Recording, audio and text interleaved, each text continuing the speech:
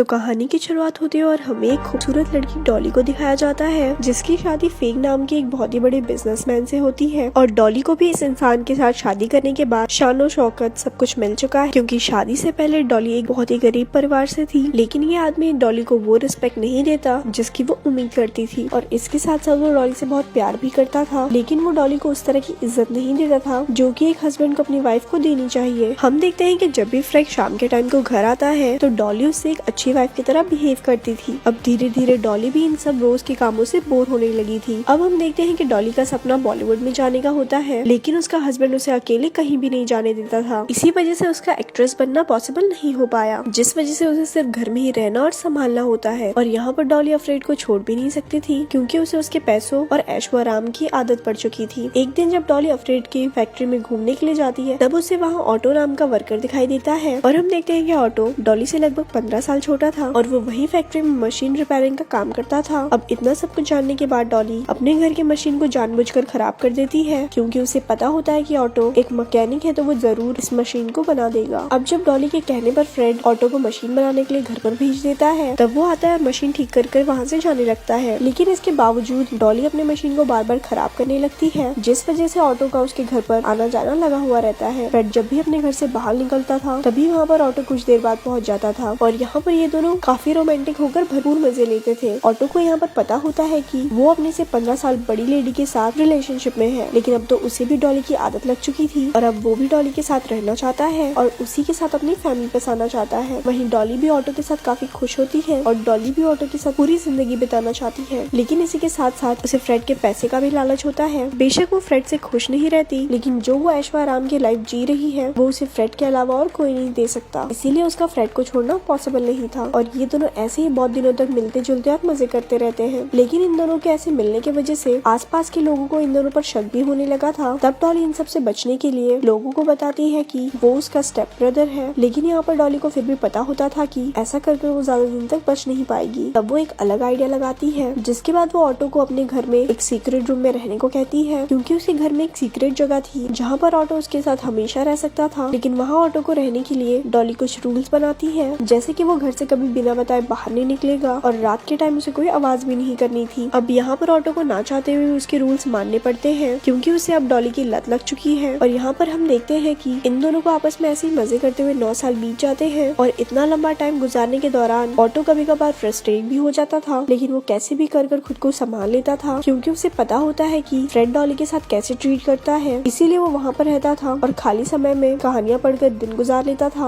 और इसके साथ साथ डॉली भी जानती है कि ऑटो काफी टाइम से बाहर नहीं गया, जिसकी वजह से वो भी फ्रस्ट्रेट हो रहा है, जिसकी वजह से वो उसे एक दिन सीक्रेट बार में ले जाती है। लेकिन जब ऑटो अचानक से इतने लोगों के बीच में जाता है तो उसे वहाँ पर घबराहट होने लगती है, क्योंकि वो 9 साल तक समझो उम्र कैद काट रहा था। एक तरह से वो मेंटली बीमार हो चुका था, लेकिन अब उसके पास डॉली के साथ रहने के अलावा और कोई रास्ता नहीं था। और वहीं हम दूसरी तरफ डॉली को देखते हैं, जो फ्रेड से छुटकारा पाने के लिए कुछ प्लान बनाने लगती है। सबसे पहले तो वो काफी महंगा इंश्योरेंस कराती है, ताकि उसे फ्रेड के बाद भी काफी अच्छी खासी लाइफस्टाइल जीने में कोई तकलीफ ना हो। इसके बाद वो फ्रेड की गन को ऑटो के पास छुपा देती है, ताकि टाइम आने पर ऑटो उसका यूज कर सके। लेकिन इतने सबके प्लानिंग के बारे में ऑटो को भनक तक भी नहीं लगी थी। अब एक दिन जब फ्रेड डॉली को एक पार्टी में लेकर जाता है, तभी यहाँ पर डॉली को फ्रेड का लॉयर मिलता है। जब यहाँ पर फ्रेड डॉली के साथ डांस नहीं करता तब वो उस लॉयर के साथ ही डांस करना शुरू कर देती है, और इसी बीच वो उसके साथ फ्लर्ट भी करने लगती है। और इतना सब कुछ देखने के बाद फ्रेड काफी गुस्सा हो जाता है, जिसके बाद वो घर आने के बाद डॉली के ऊपर बहुत ज्यादा चिल्लाने लगता है। तब यहाँ पर डॉली भी फ्रेड के ऊपर काफी ज्यादा गुस्सा होने लगती है। यहाँ पर वो ऐसा क्रिएट करती है जैसे कि फ्रेड उसे मार ही डालेगा, क्योंकि उसे पता होता है कि ऑटो की आवाज सुनकर उसे बचाने आएगा। और यहाँ पर बिल्कुल ऐसा ही होता है। यहाँ पर ऑटो वही गन लेकर आता है जो कि डॉली ने उसके रूम में छुपा दी थी, और यहाँ पर आखिरकार ऑटो गन से शूट कर फ्रेड को मार देता है, जिसके बाद गन चलने की आवाज बाहर तक चली जाती है, जिसके चलते यहाँ पर ये दोनों एक प्लान बनाते हैं। अब यहाँ पर डॉली के कहने पर ऑटो अपने बैग में कुछ पैसे और गहने लेकर भाग जाता है, और ऑटो जाने से पहले डॉली को एक कमरे में बंद कर देता है, ताकि किसी भी आदमी को डॉली पर कोई शक न जाए। अब जब पुलिस यहाँ पर आने के बाद जांच करने लगती है तब उसे फ्रेड की जेब से उसका वॉलेट मिलता है। तब वहाँ के पुलिस इंस्पेक्टर को वहाँ पर शक होने लगता है, लेकिन यहाँ पर डॉली के खिलाफ कोई भी सबूत न मिलने की वजह से वो डॉली को अरेस्ट नहीं कर पाते। अब यहाँ दूसरी तरफ डॉली भी इस मर्डर केस से छुटकारा पाना चाहती है, और वो उस लॉयर से मिलने के बाद उसे प्यार का नाटक करने लगती है और उसके साथ कई बार घपाघप भी करती है। अब जब वो लॉयर सीरियस हो जाता है तब डॉली उसे वही गन दिखाती है। ये गन उसने अपने सेफ्टी के लिए रखी थी। वो कहती है कि मेरी सेफ्टी के लिए तुम हो तो मुझे गन की क्या जरूरत है। और ऐसा बोलते ही वो गन डॉली उस लॉयर को दे देती है ताकि वो उसको कहीं पर फेंक दे। फिर कुछ दिनों बाद डॉली को अपने इंश्योरेंस का पैसा भी मिल जाता है। वहीं दूसरी तरफ हम देखते हैं कि ऑटो भी कुछ दिनों बाद लौट आता है, जिसके बाद डॉली उसके साथ कैलिफोर्निया शिफ्ट हो जाती है। लेकिन वहाँ शिफ्ट होने के बाद उसे एक बात सताने लगती है। वो डरती है कि कहीं उसका राज ना खुल जाए, इसीलिए वो वहाँ पर अपने आप को बचाने के लिए वहाँ के बड़े लोगों से मिलती है और उन लोगों के साथ भी अफेयर रखने लगती है। अब कई लोगों के साथ अफेयर रखने के बाद अचानक से उसे एक हरमन नाम का आदमी मिलता है और वो उसके साथ काफी कंफर्ट फील करती है। अब डॉली की इन सारी हरकतों की वजह से ऑटो काफी परेशान रहने लगा था और वो डॉली से ये सब कुछ बंद करने को कहता है। तब यहाँ पर डॉली कहती है कि वो जो कुछ भी कर रही है वो उन दोनों के भले के लिए कर रही है। लेकिन अब यहाँ पर ऑटो को अच्छे से समझ आ चुका था कि डॉली ने बस उसका यूज किया है, लेकिन उसके पास कोई और रास्ता भी नहीं था, जिसकी वजह से उसे मजबूरी में डॉली के साथ ही रहना पड़ता है। तभी कुछ दिनों बाद लॉयर को पता चलता है कि डॉली उसको धोखा देकर सारे पैसे लेकर भाग चुकी है। इसकी वजह से वो काफी गुस्सा होता है और वो पुलिस को वही गन देकर उसे अरेस्ट करने को बोलता है। और वो उस गन के मिल जाने के बाद पुलिस को भी शक हो जाता है कि शायद उसकी मर्डर में डॉली का ही हाथ हो। जिसके बाद अब ये लोग कैलिफोर्निया जाने के लिए तैयार हो जाते हैं ताकि वो वहाँ पहुंचकर डॉली को अरेस्ट कर सके। और यहाँ पर डॉली को प्रोटेक्ट करने के लिए हरमन उसके साथ होता है। यहाँ पर वो पुलिस से बोलता है कि भले ही ये गन डॉली की है, लेकिन उस पर फिंगरप्रिंट डॉली के नहीं है, जिसकी वजह से वो एक लीगल एविडेंस नहीं है। और ये बात सुनने के बाद पुलिस ऑफिसर भी वहाँ से लौट आता है। जिसके बाद हरमन वहाँ पर डॉली के साथ उसके घर पर आता है और उसके साथ पलंग तोड़ प्रोग्राम करता है। अब ऑटो ऐसे देखता हुआ उसका काफी सुलझ जाता है। तब उसे गुस्सा आता है और वो एक चाकू लेकर हारमन को वहाँ से डरा कर भगा देता है, क्योंकि अब ऑटो को इस तरह से रहना बिल्कुल भी पसंद नहीं था। जिसकी वजह से वो पुलिस को फोन लगाकर अपनी सारी सच्चाई बता देता है। जिसके बाद पुलिस इन दोनों को अरेस्ट भी कर लेती है। अब जब हरमन को इन सब के बारे में पता चलता है तो उसको काफी दुख होता है और वो फिर से डॉली का साथ देता है। जिसके बाद जब फिर से पुलिस वेरिफिकेशन होती है तो डॉली अपने आप को बचा लेती है, क्योंकि पुलिस डॉली के खिलाफ कोई लीगल एविडेंस पेश नहीं कर पाती, जिसकी वजह से कोर्ट को उसको छोड़ना पड़ता है। और वहीं ऑटो को भी पब्लिक से काफी सिंपैथी मिलती है। पब्लिक का मानना था कि डॉली ने ऑटो का यूज कर उसे फंसाया है, जिसके चलते ऑटो भी अब कोर्ट से छूट जाता है। अब जेल से छूटने के बाद ऑटो वापस अपनी कंट्री में आ जाता है, क्योंकि अब वो डॉली से ब्रेकअप कर चुका था। वहीं दूसरी तरफ हम देखते हैं कि डॉली अपने आखिरी लवर से शादी कर लेती है, लेकिन इसके कुछ ही दिनों बाद उसकी मौत भी हो जाती है। और ये दिखाते हुए इस मूवी का यहीं पर ही एंड हो जाता है। ऐसी और स्टोरी सुनने के लिए हमारे पेज को लाइक करें। धन्यवाद।